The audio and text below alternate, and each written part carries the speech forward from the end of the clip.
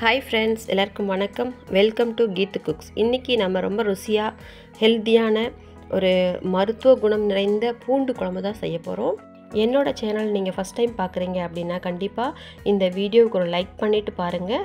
Video ஃபுல்லாக பார்த்தீங்கன்னா எனக்கு ரொம்ப ஹெல்ப்ஃபுல்லாக இருக்கும். வீடியோ பிடிச்சிருந்தால் உங்கள் ஃப்ரெண்ட்ஸ் அண்ட் ரிலேட்டிவ்ஸ்க்கு ஷேர் பண்ணுங்கள். சேனல் பிடிச்சிருந்தா கீத்து குக்ஸ் சேனலை சப்ஸ்கிரைப் பண்ணி வச்சுக்கோங்க. கூடவே இருக்க பெல் ஐக்கானில் ஆல் ஆப்ஷன் கிளிக் பண்ணி வச்சுக்கோங்க. என்னோடய வீடியோ உங்களை தேடி வந்து சேரும். இப்போது இந்த வீடியோவில் நான் நிறைய உங்களுக்கு ஹெல்த் டிப்ஸ் தரப்போகிறேன். அதையும் ஃபுல்லாக பார்த்து என்ஜாய் பண்ணுங்கள். இப்போது இந்த வீடியோவில் நம்ம பூண்டு குழம்பு எப்படி பண்ணலாம் அப்படிங்கிறதையும் ருசியாக எப்படி செய்யலாம் அப்படிங்கிறதையும் நம்ம பார்க்கலாம்.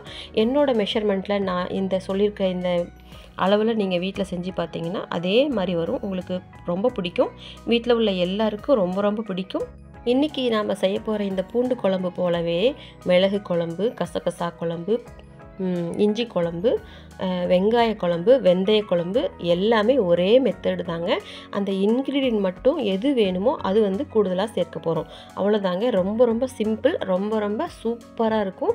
இந்த குழம்பு ஊற்றி நீங்கள் சாப்பிடும்போது ஒரு கைப்பிடி சாதம் அதிகமாக சேர்த்து சாப்பிடுவீங்க. அந்தளவுக்கு டேஸ்ட் உங்களை ஃபுட்டியாக மாற்றிடும். கண்டிப்பாக இந்த மாதிரி குழம்புகளை அடிக்கடி நீங்கள் செஞ்சு சாப்பிடும்போது உடம்பில் உள்ள வியாதிகள் அதிகமாக குறைஞ்சிரும். இப்போ வாங்க ரெசிபிக்குள்ளே போகலாம். நான் ஃபஸ்ட்டு ஒரு சின்ன லெமன் சைஸ் அளவுக்கு புளி கழுவிட்டு ஒரு பாத்திரத்தில் ஊற வச்சுக்க போகிறேன். ஒரு லெமன் சைஸ் அளவு எடுத்தோம்னா நமக்கு கரெக்டாக இருக்கும். ஃபஸ்ட்டு எப்பயுமே புளியை கழுவிட்டு ஊற வைங்க. ஏன்னா அது தயாரிக்கக்கூடிய இடத்த நீங்கள் பார்த்துருந்தீங்க அப்படின்னு சொன்னால் ஏகப்பட்ட டஸ்ட் இருக்கும். அது எப்படியா இருந்தாலும் டஸ்ட் வரதான் செய்யும். அதே போல் கரைச்சிட்டு வடிக்கும்போது வெறும் கையில் மட்டும் வடிக்காமல் அதுக்கு ஒரு ஃபில்டர் வச்சு வடிச்சிங்கன்னா அந்த தொக்கு, சின்ன சின்ன ஓடு இதெல்லாமே வராமல் நம்ம அவாய்ட் பண்ணிக்கலாம். இப்போ என்னென்ன பொருள் நம்ம ஆட் பண்ண போகிறோன்னு பார்த்தலாம். சின்ன வெங்காயம் ஒரு 100 கிராம் அளவுக்கு எடுத்திருக்கேன். தக்காளி ஒரு 2 பீஸ் மீடியம் சைஸில் எடுத்திருக்கேன். உரிச்ச பூண்டு ஒரு 50 பல். நாம் பூண்டு குழம்பு தான் வைக்க போகிறோம், அதனால் கூடுதலாக எடுத்துக்கலாம். தேங்காய் ஒரு 4 சின்ன பீஸஸ் அளவுக்கு எடுத்துக்கலாம். ஆல்ரெடி புளி ஒரு லெமன் சைஸு அது ஊற வச்சுருக்கோம். தண்ணி அளவு கிடையாது, நம்ம ஊற வச்சு கரைச்சி எடுத்துக்கலாம். இப்போ புளியை கரைச்சி எடுத்தாச்சு. அது போக சீரகம் ப்ளஸ் வெந்தயம் இது ரெண்டும் கொஞ்சம் 2 ஸ்பூன் அளவுக்கு நுணுக்கி, அதாவது வறுத்து அரைச்சி வச்சுருந்த பவுட்ரு அதை எடுத்திருக்கேன். அப்புறம் தக்காளி அரைச்சாச்சு, வெங்காயம் கட் பண்ணி எடுத்து வச்சாச்சு, உரிச்ச பூண்டு எடுத்து வச்சாச்சு, கருவேப்பிலை, கொத்தமல்லி தழை கொஞ்சம் எடுத்தாச்சு, தேங்காயும் அதே போல் வெறும் தேங்காய் அரைச்சி எடுத்து வச்சாச்சுங்க. இப்போது எல்லாமே ரெடியாக இருக்கும்போது நம்ம சமையல் ஆரம்பிச்சிடலாம். ஒரு கடாயை அடுப்பில் வச்சுக்கலாம். இது கொஞ்சம் சூடாகட்டும், மீடியம் ஃப்ளேம்லேயே இருக்கட்டும். எப்பயுமே ஸ்டார்டிங்கில் மீடியம் ஃப்ளேம்லேருந்து ஸ்டார்ட் பண்ணிங்கன்னா தீயாமல் எல்லாமே ரொம்ப சூப்பராக நம்ம எடுத்துக்கலாம். செய்ய ஆரம்பிச்சிடலாம். இப்போ 4 ஸ்பூன் அளவுக்கு குக்கிங் ஆயில் விட்டுக்கலாம். கடாயோடு சேர்ந்து எண்ணெய் சூடானதுக்கப்புறமா நம்ம அரைச்சி வச்சுருந்தோம் இல்லையா சீரகம் ப்ளஸ் வெந்தயத்தூள், அது ரெடிமேடாக நம்ம ஆல்ரெடி அரைச்சி வச்சுட்டோம்னா எல்லா புளி குழம்புக்கும் யூஸ் பண்ணிக்கலாம். இதோட மெஷர்மெண்ட்டு பார்த்திங்கன்னா 1/4 கிலோ அளவுக்கு சீரகம் எடுத்திங்கன்னா ஒரு 100 கிராம் அளவுக்கு வெந்தயம் எடுத்தால் போதும். அதை மட்டும் எடுத்துட்டு நல்லா ட்ரை ரோஸ்ட்டாக வறுத்துட்டு ஆற வச்சு மிக்ஸி ஜாரில் தூள் பண்ணி ஒரு டப்பாவில் போட்டு வச்சுக்கிட்டிங்கன்னா எப்போல்லாம் நீங்கள் புளிக்குழம்பு வைப்பீங்களோ அப்போல்லாம் இதை ஆட் பண்ணிட்டா ரொம்ப டேஸ்ட்டு சூப்பராக இருக்கும். இப்போ டைரெக்டாக நம்ம எண்ணெயில் அந்த பொடி தான் போட்டிருக்கோம். அது தீயக்கூடாது அப்படிங்கிறதுக்காக தான் நம்ம ஃப்ளேம் கம்மியாக வச்சுருந்தோம். அது கூட ஒரு எனக்கு கருவேப்பிலை சேர்த்துக்கலாம். இப்போது 1/4 டீஸ்பூன் அளவுக்கு கடுகு சேர்த்துக்கலாம். இது நல்லா கொஞ்சம் பொரிஞ்சு வரட்டும். கடுகு பொரிஞ்சதுக்கப்புறம் அடுத்த பொருள் சேர்க்கும்போது நமக்கு டேஸ்ட் நல்லாயிருக்கும். எப்பயுமே கடுகு பொரிஞ்சதுக்கப்புறம் தான் நம்ம சமைக்க ஆரம்பிக்கணும். கடுகு பொரியாமல் சாப்பிட்டோம்னா நரன்னு ஒரு மாதிரி கடிச்சா பச்சை வாசல் அடிக்கும். 2 வரமிளகாய் சேர்த்தாச்சு. நம்ம அரிஞ்சு வச்சுருந்த வெங்காயத்தையும் ஆட் பண்ணியாச்சு. மீடியம் ஃப்ளேம்லேயே இருக்கட்டும், நல்லா வதக்கி விட்டுக்கலாம். இப்போது நம்ம உரித்து வச்சுருந்த பூண்டு அது பெரிய பல்லாவும் சேர்த்துக்கலாம், இல்லை குட்டி குட்டி பல்லாவும் சேர்த்துக்கலாம். உங்கள் இஷ்டம்தான். நமக்கு நிறைய பூண்டு சேர்க்குற வரைக்கும் ரொம்ப ரொம்ப ஹெல்த்துக்கு ரொம்ப நல்லது. இப்போ இதையும் சேர்த்து நல்லா வதக்கி விட்டுக்கலாம். இந்த பொடியெலாம் தீயாமல் இருக்கணும் அப்படிங்கிறதுக்காக தான் நான் மீடியம் ஃப்ளேமில் வைக்க சொல்லியிருந்தேன். அதே போல் நம்ம மீடியம் ஃப்ளேம்லேயே இந்த வெங்காயம் வரைக்கும் வதங்குற வரைக்கும் நம்ம மெயின்டைன் பண்ணிக்கலாம். தீயை கூட்ட வேண்டாம். பூண்டு மிகச்சிறந்த மருத்துவ குணம் கொண்ட ஒரு சமையல் பொருளுங்க. அஞ்சரை பெட்டியில் அவசியம் இருக்கக்கூடிய ஒரு இன்க்ரீடியன்ட் இது. பூண்டோட நன்மைகளை நம்ம இந்த வீடியோவில் பார்க்கலாம்.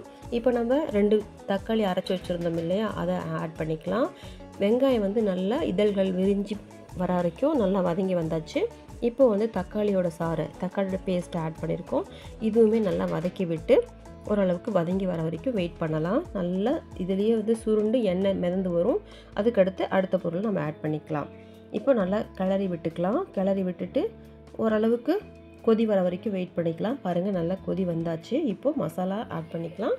குழம்பு மிளகாத்தூள் வந்து 2 டீஸ்பூன் அளவுக்கு நான் ஆட் பண்ணிக்கிறேன்.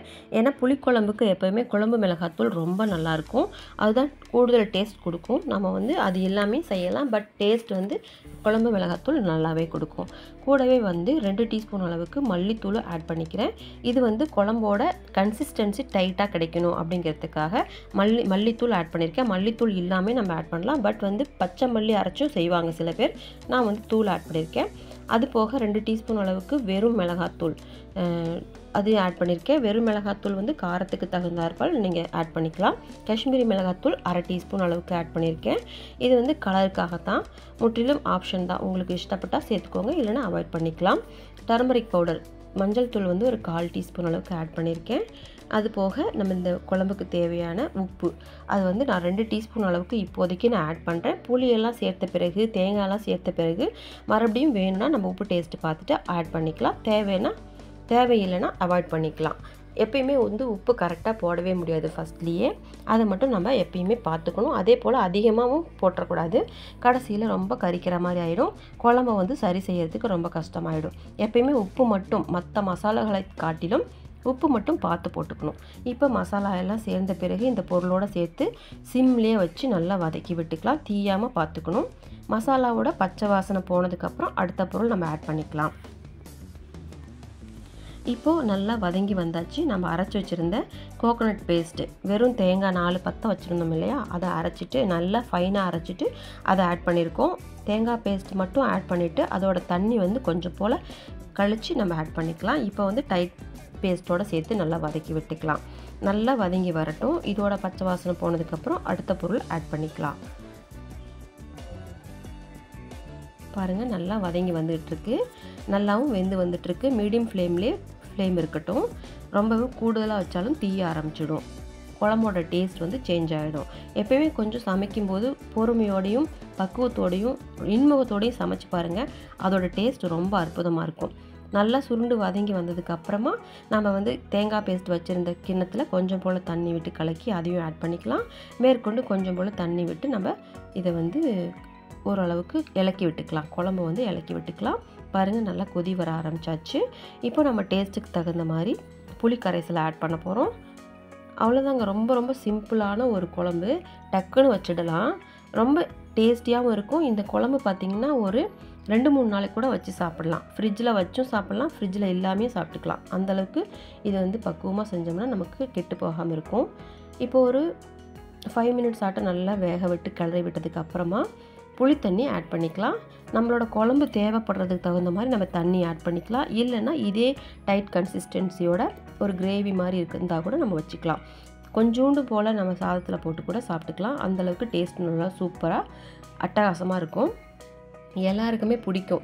நம்ம பாட்டி காலத்துலலாம் இந்த மாதிரி குழம்புகள்லாம் வச்சு கொடுத்தாங்கன்னா வாரக்கணக்கில் வச்சு சாப்பிடுவாங்க அவங்களாம். ஆனால் அந்த மாதிரி இப்போலாம் சாப்பிட முடியாது. இப்போ இருக்கிற உணவு முறைகளே வேறு மாதிரி ஆகிடுச்சு. ஃப்ரிட்ஜில் வச்சு யூஸ் பண்ண ஆரம்பித்தாச்சு. ஃப்ரிட்ஜில் வச்சு யூஸ் பண்ணக்கூடாதுன்னு சொல்கிறாங்க. அதனால் அதுக்கு தகுந்த மாதிரி நம்ம ஒரு நாளைக்கு தகுந்த மாதிரி நம்ம செய்துக்கலாம். இப்போது ஒரு 5 மினிட்ஸ் ஆட்டம் நம்ம மூடி போட்டு வேக விட்டுக்கலாம். நல்லா கொதி வரட்டும். குழம்புல இனி வேகிறதுக்கு ஒன்றுமே இல்லை. பச்சை வாசனை மட்டும் போனால் போதும். அது போக நம்மளோட குழம்பு கெட்டியாக ஆகணும்னா நம்ம சிம்லே வச்சு நல்லா கொதிக்க விட்டுக்கலாம். இல்லை இந்த அளவுக்கு நமக்கு தண்ணி பதம் போதும் அப்படின்னு சொன்னாலும் நல்லா கொதித்த பின்னாடி டேஸ்ட்டு மட்டும் பார்த்துட்டு உப்பு தேவைன்னா உப்பு ஆட் பண்ணிக்கலாம். காரம் தேவைன்னா மிளகாத்தூள் ஆட் பண்ணிக்கலாம். தேவையில்லைன்னா அவாய்ட் பண்ணிக்கலாம். அப்புறம் கொதித்த வாட்டி நம்ம ஆஃப் பண்ணிவிட்டு மல்லித்தலை தூவி ஆஃப் பண்ணிக்கலாம். நான் இன்னும் கொஞ்சம் ஒரு 5 மினிட்ஸ் ஆட்டும் வேகட்டும்னு சொல்லி மூடி போட்டு நான் வேக விட்டுருக்கேன். இப்போ பாருங்கள் நல்லா எண்ணெய் பிரிஞ்சு வந்தாச்சு. இந்த குழம்பு செய்ய ஆரம்பித்ததுலேருந்து முடிக்கிற வரைக்கும் நான் மீடியம் ஃப்ளேம் வச்சு செஞ்சுருக்கேன். அதனால தான் தீயாமல் நமக்கு ரொம்ப சூப்பராக கலர்ஃபுல்லாக டேஸ்டியாக இந்த குழம்பு நமக்கு கிடச்சிருக்கு. இந்த குழம்பு வந்து மேற்கொண்டு ஒரு 5 நிமிஷம் கொதிக்க வச்சு நம்ம இறக்கிட போகிறோம். பூண்டில் பொதுவாக பார்த்திங்கன்னா சிலருக்கு சத்து குறைபாட்டாலையும் வேறு சில காரணங்களாலையும் எலும்புகள்லாம் வந்து வலுவிழப்பது போலையும் தேய்மானம் அடைவது போலையும் ரொம்ப பிரச்சனை வந்துக்கிட்டே இருக்கும். அவங்களுக்கு இந்த போன் டென்சிட்டி வந்து குறைஞ்சிரும். அவங்களாம் தொடர்ந்து கொஞ்ச நாளைக்கு பூண்டு வந்து அவங்களோட உணவுகளில் அதிகமாக எடுத்துக்கிட்டாங்கன்னா ரொம்ப சூப்பரான ரெமெடி கிடைக்குங்க. பூண்டுக்கு அவ்வளோ நன்மைகள் இருக்குது. அதுபோக பூண்டில் பார்த்திங்கன்னா உலகம் முழுக்கவே பல்வேறு உணவு வகையிலுமே பரவலாக பயன்படுத்தக்கூடிய ஒரு பொருளாக இருக்குது இந்த பூண்டு. நம்மளோட ரத்த அழுத்தத்தை சீராக வைக்கிறதுக்கு ரொம்பவே உதவி செய்யுது. பிபி பேஷண்ட்டுக்கெலாம் டெய்லியுமே வந்து பூண்டு சாப்பிட சொல்கிறாங்க.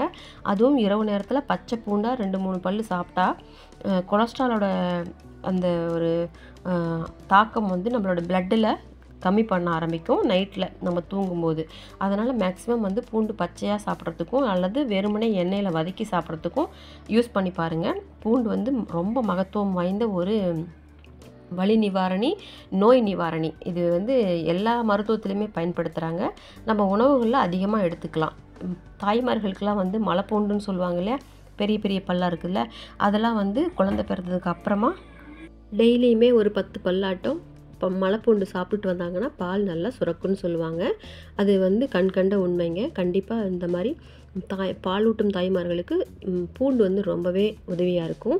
ஹை பிளட் ப்ரெஷர் இருக்கிறவங்க வந்து கண்டிப்பாக பூண்டு அடிக்கடி அவங்களோட உணவில் எடுத்துக்கணும்.